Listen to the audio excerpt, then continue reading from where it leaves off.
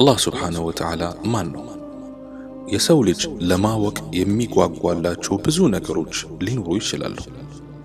ቢሆንም ግን እኛ ከሁሉ ነገር አስበልጠንና አስቀድመን ማወቅ ያለብን መጀመሪያ ጥንታዊና መጨረሻ የሌለው ዘላለማዊ የሆነውን አላህን ነው።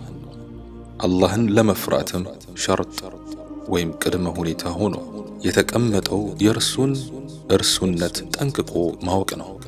ስለዚህ አላህ ሱብሓነሁ ወተዓላ ማለት ከፍጥረታት በፊት የነበረና አሁንም ያለ ለወደፊትም የሚኖር የማይሞትና የማይጠፋ ዘላለም ሕያው ሆኖ የሚኖር ምስል አልባ የሆነ ማለትም በዱንያ ምድር ላይ የማይታይና የማይዳሰስ ነው።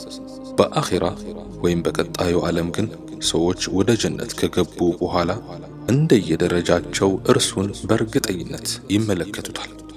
አላህ በእውቀቱ ሁሉን የላቀና የደነቀ ስሩ የጠለቀ ጫፉ የመጠቀ ብቸኛ የፍጥረታት ሁሉ ጌታ በሰማይም በምድርም ባለሙሉ ስልጣን ባለሙሉ መብት ባለሙሉ ማዕረግ ባለሙሉ ክብር ባለሙሉ ልዕልና በጌትነት ብቸኛ የሆነ በፍትህ ቋሚ የሆነ ምንም አይነት ጉድለትና ድክመት የሌለበት በአምላክነት ብቸኛ የሆነ ነው። አላህ ማለት እውነትን እንድንደግፍ ውሸትን ወይም ሐሰትን እንድናወግዝ ወላጆችን እንድናከብራቸው ያስተማረ እንዳናስቀይማቸውና እንዳይረግሙን የመከረ ዝምድናን እንድናከብርና እንድንቀጥል ያዘዘ ለጎረቤትም ተገቢውን አክብሮና ትብብር እንድንሰጥ ያሳሰበ መልካም ስነ ምግባርና ሰናይ ባህሪያትን እንድንከተል ያዘዘ ከምግባረ ብልሹነት የከለከለ መልካም እንድንሰራ የገፋፋና ያበረታታ ወደ መጥፎ እንዳናመራ የገታ ነው።